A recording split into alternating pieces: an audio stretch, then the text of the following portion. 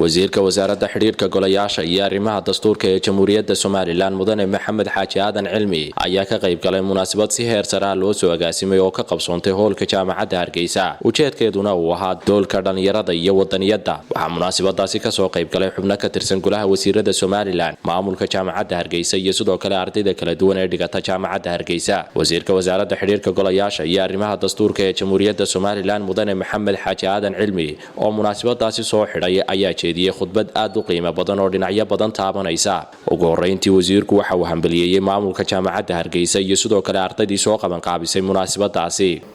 waan ku faraxsanahay inay dhalinyaro dareenka ahwani maanta ay jaamacadda Hargeysa ku fikirto inay soo bandhigto baahida loo qabo wadaniyadda kaasi waa fikirkii ficilkiina waa waxa ku xiga ku dhaqankiina waxa weeyaan iyo horumarkiina waa waxa ku sixiga weey isagoona sidoo kale wasiirka wasaaradda xiriirka golayaasha iyo arrimaha dastuurka ee Jamhuuriyadda Soomaaliland mudane Maxamed Xaaji Aadan Cilmi tilmaamay muhiimadda ay leedahay wadaniyadda iyo sidoo kale doorarka kala duwan ee ay ka ciyaari karaan dhalinyarada Soomaaliland wadaniyaddu horta marka hore waa inaynu dareeno waa ummad ama waa dad ama waa shakhsi uu ku jiro dareen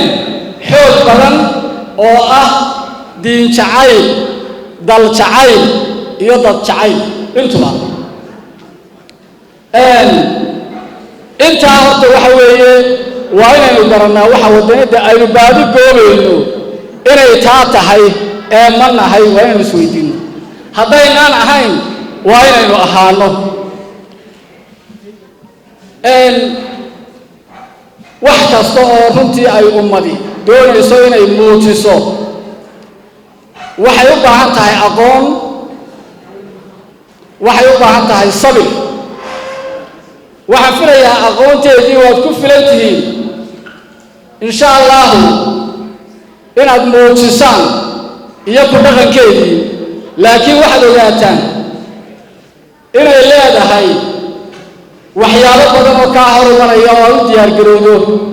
inaad ku dhaqanto haddii aad doonayso waxa aad doonayso oo ah inaad aragto ummad iyo shacab wadaniyadda iyo maxaa dhahay iyo dal jacaylka iyo diin jacaylku ay dhab ka tahay halkaa haddaynu gaadhno waxay horseed u tahay cadaalad loo siman yahay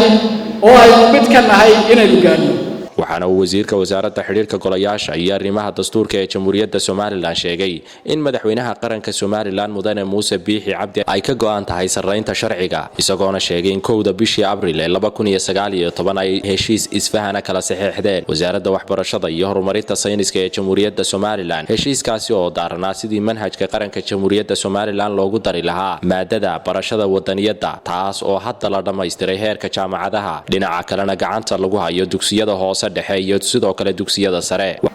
madaxweynaha Jamhuuriyadda Soomaaliland Muuse Biixi Cabdi markii uu ku jiray ololaha sida wada ogtihiin waxa hadalkiisa hormuudka ahaa waxa sareyn doona ku dhaqanka sharciga waxa khudbadihiisa dhextaal u ah waxay u baahanahay xaqiijinta wadaniyadda wasaaradda xiriirka golayaasha iyo arrimaha dastuurka waxay u xil saaran tahay sidii uu sharcigu u sareyn lahaa waxay ku dartay dareenka madaxweynaha iyo dareenka shacabka Soomaaliland iyo dareenkiina gaarka ah ee halkan caawa u timaadeen ee ah inaynu wadaniyadda xaqiijino iyo ku dhaqankeeda sidaa daraadeed sanadkii la soo dhaafay 1 Abriil waxaanu wasaaradda waxbarashada iyo horumarinta waxbarashada aanu kala saxeexanay inaynu hirgelino waxa la yiraahdo maadada wadaniyadda oo lagu dhigo manhajteena iyo manhajkeena ilaa heer jaamacadeed ilaa dugsiga dhexe iyo dugsiga sare xariir maxamed koosar telefishinka madaxa bannaan ee Star TV Hargeysa